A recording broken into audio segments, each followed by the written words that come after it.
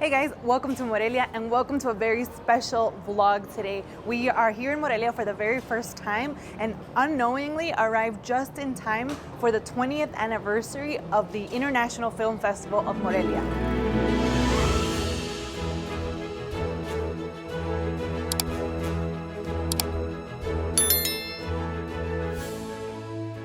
What's funny is that when we first arrived and started exploring Morelia, we had no idea this was going on, and a random woman asked us how to find the film festival, and we had no idea. She asked someone else, and so we followed her to the theater here, and what do you know, there was a red carpet with a bunch of celebrities and famous directors arriving, and we got to see a few people that we've seen before. But we'll show you those celebrity cameos in just a little bit. First, we want to show you what's going on around the main Zócalo.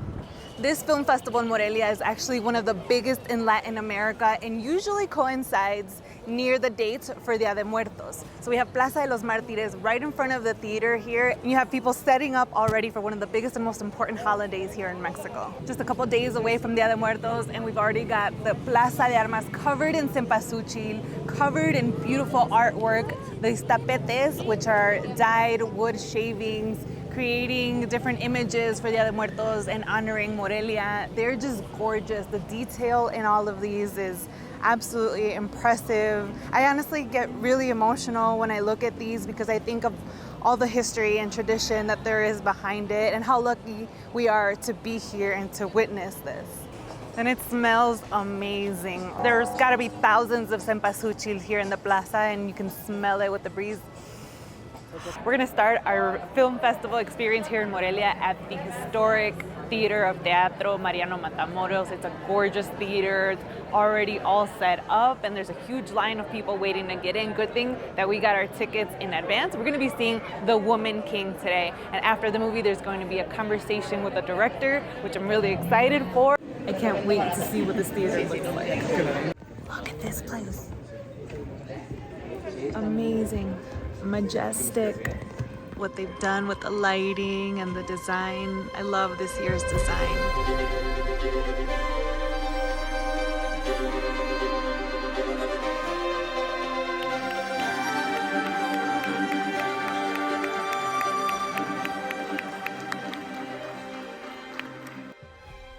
I wanted to ask you about the physical and mental training that your actors had to go through to do this movie.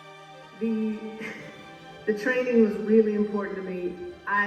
Because I wanted our actors to do their own fighting and their own stunts. I think it makes for better action when an audience can see performance within it, and it can make it not just fighting, but it's story driven and it's character driven. They trained twice a day, 6 days a week.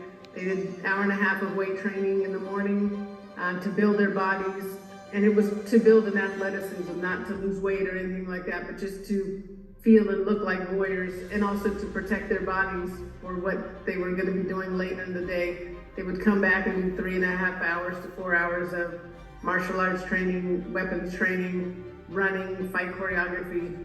See women as athletes and cheer for them and root for them, and not think of them as less than not be feminine. That's what drives me crazy. You can be incredibly badass as these women are, but there's also great vulnerability with them, and there's just different ways of being a woman. Being a woman is not just one thing, and not the stereotype that we've been pushed as we're grown up to be. And so again, the more I can broaden that out and make women feel that they have innate warrior within them, that they can be athletes, that they can be a whole thing, has been really important to me and really beautiful to see. The Woman King was awesome. The director was super cool. That was an awesome experience overall. And so even though we're leaving, we see that there are people lining up to watch the next movie, and everyone looks like they're anxiously waiting some other celebrity. So the premiere tonight is a movie called La Caída, and just judging by the cast selection, they're probably waiting for the arrival of Carla Souza, just one of them. And if you don't know who that is one of the characters from How to Get Away with Murder. At least she'd be the one that I'd be most excited to see. So I don't know who they're waiting for, but we're gonna see if we can get a peek. Kind of all over, but it's not as packed as the first day we saw this. This is a good opportunity to show you who we got to see that day.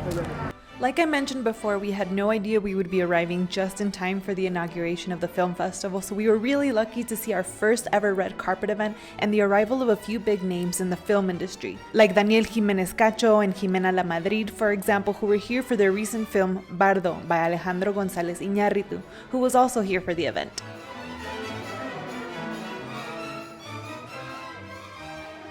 The movie Bardo is available to stream on Netflix starting October 27th, but not available to the United States until December 16th.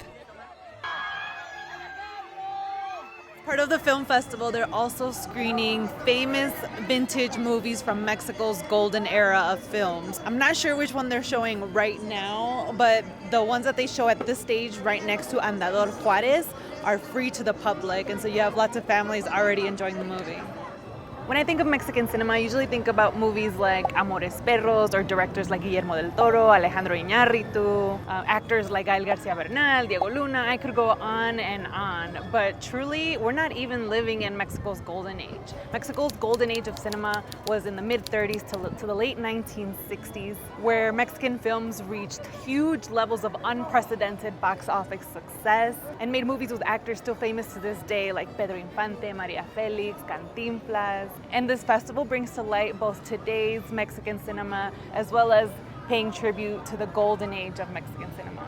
My family watched a lot of these movies, and even though I was busy watching Disney movies, I never really paid attention to them, and so now I kind of regret not paying more attention. Are any of these movies familiar to you? Let me know if you have any specific recommendations for Mexican films from the golden age that we should be watching. I feel really lucky that we arrived to Morelia during the time of this festival, because thanks to this experience, I feel a new appreciation for Mexican cinema. Alright guys, it's almost time for the next movie experience as part of this film festival. We're heading to the Cinepolis in downtown Morelia to watch If Beale Street Could Talk. And it's not just the movie that we're excited about, it's this theater. The movie's a couple years old, but it was one of the only showtimes available to check out this theater. We saw pictures of this theater online, and we just had to see something in this theater. You guys, you're gonna love this. Check this out. Yikes, it is packed already with, I don't know, movie critics, cinema students, people from all over the world who've come to attend this viewing. And maybe we'll even get to see some of the actors. You think we'll get to see some of the actors for this movie? That would be cool. That would be cool. But like you said, it's an older movie, so maybe not. We have our tickets. Do you think they're gonna let us in through the red carpet? Let's give it a try. Para entrar al cine. ¿Al cine? ¿Es de aquel lado por donde vamos? Gracias. Yeah, probably not. Dude. No, okay, so they don't let me go through the red carpet. We gotta go through the back entrance. This building, like many of the other buildings in Morelia, are made of cantera rosa, or this pink stone that just makes beautiful architecture throughout the city. And the cinema, the movie theater, is no exception. There are these beautiful arches, and they're decorated, I think, for the theme of the festival. You can see little butterflies, little monarcas, different designs that are part of the theme for the festival, and it's freaking gorgeous. I don't think I've ever seen a movie theater like this. I can't wait to see inside. Wow, wow, wow. The pillars, the uplights, it already feels super fancy. If you've never been to the movies in Mexico, one of the things that I get the most excited for is the popcorn. The popcorn that they offer at Mexican theaters, Cinepolis, Cinemex, they get creative, y'all. They got popcorn flavor with Cheetos, with Doritos, caramel, Oreo, M&Ms, and the list goes on and on. Let's see what they got today here at the Cinepolis. Of course, if you don't want any of the flavored ones, you can never go wrong with the classic buttered ones, which they offer too, and they look super delicious. But we're a little extra today. We're gonna get caramel and Cheetos. We got the jumbo size, and in case you don't finish it, they have some little to-go bars right here. But look, check this out. Cheetos in the popcorn, caramel. Yum, yum, yum, yum. Yum, yum, yum. Let's get to the movie. Wow, look at this. Feels like a gorgeous magical tunnel. It's amazing. No way. This theater is built on history. It's crazy, right? I just want to take it all in. Oh, but the movie. There's a line.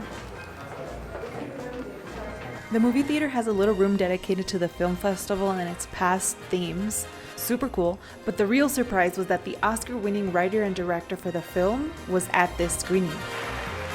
And the Oscar goes to Barry Jenkins and Terrell Alvin McCraney for Moonlight.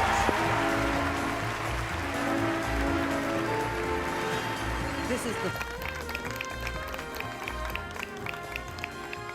We were here for Moonlight earlier, but Dale sent me to Europe to write this film, and instead I wrote Moonlight first and also wrote this film. So I wrote both these movies in the same month on a trip to Europe in 2014, 2013, a very long time ago. If you have any questions for us, so who has seen this film before? With all the people who are alive.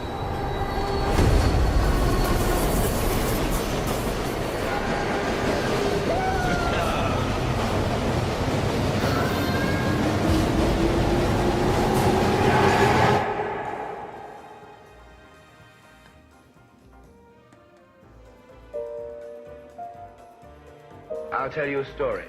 A heartfelt thank you to our Patreon supporters. Patreon members receive behind-the-scenes and exclusive content such as the complete presentations from the directors we saw speak at this film festival and more. If you'd like to support us and gain access to extras, visit patreon.com/eatbailatravel.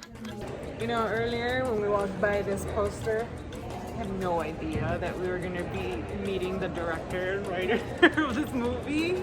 And I wish I should have done research on if Beale Street could talk, but it was fun just being surprised and not knowing anything about it. But man, what a cool surprise to see the director, cinematographer, and the editor. What a heavy movie too. Great movie. Highly recommended. Awesome experience we had. Thank you, Morelia, for this beautiful surprise. What a super cool first time experience for a film festival. I couldn't imagine a better place and a better festival to enjoy. Thanks for watching. Hope you enjoyed this. Don't forget to like, subscribe, and leave a comment below. Se cuidan, se bañan, y nos vemos hasta la próxima. Chao.